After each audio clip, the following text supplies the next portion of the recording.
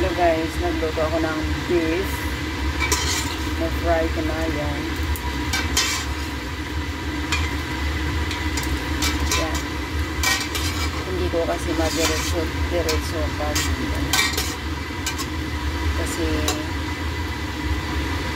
iba din ang procedure nito. Lagyan ko ng ano yun, isa-isa radish ito guys, at saka ano mamaya lagyan ko ng flat bean curd,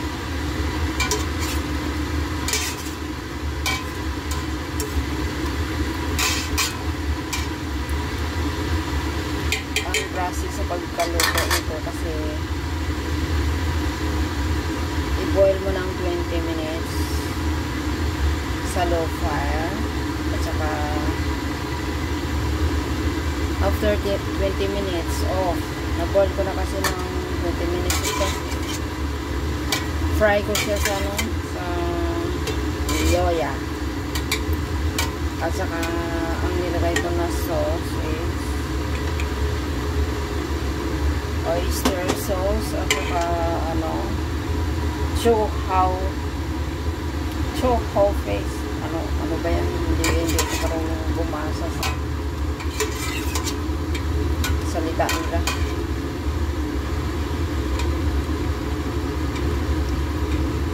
At saka 15 minutes off ang fire niya.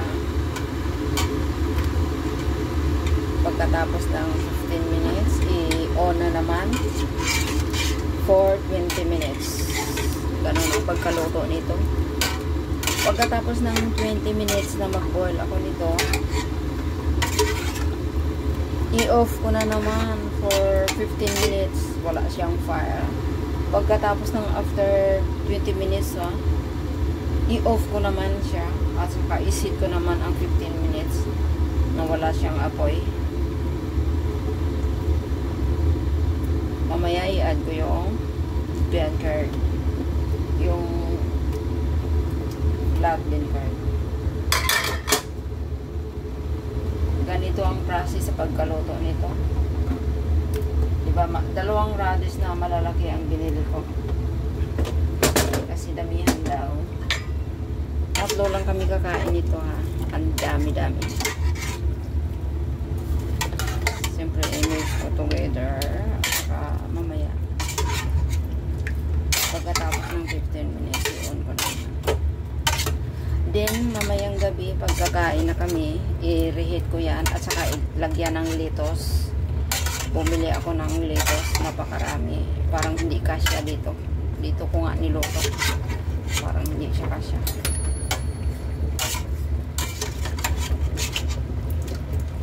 Hindi kasi pwede ito damihan ng sabaw.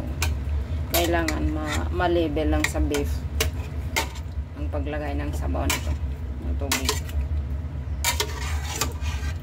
Wala kaming wine, so hindi ko na nalagyan ng wine. Lagyan dapat ito ng wine.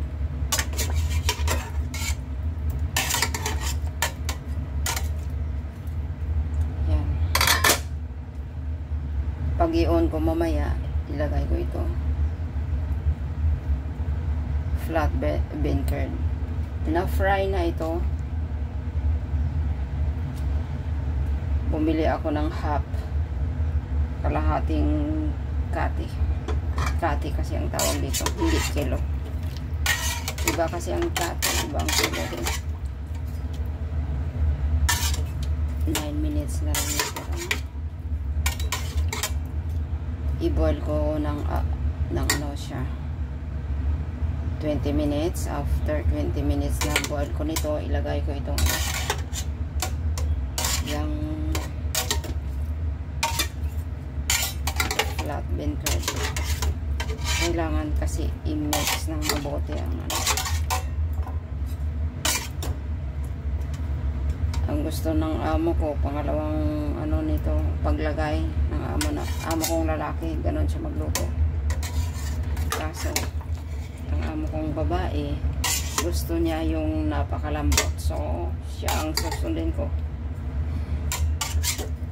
Kasi siya naman ang masusunod sa lahat ng bagay.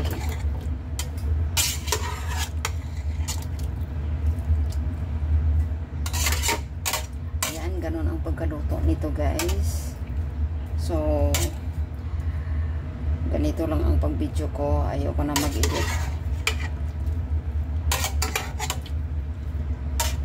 Dapat i-edit at saka i-video ko maya yung ano na, luto na mix ko na ang mga ano niya, ingredients lahat.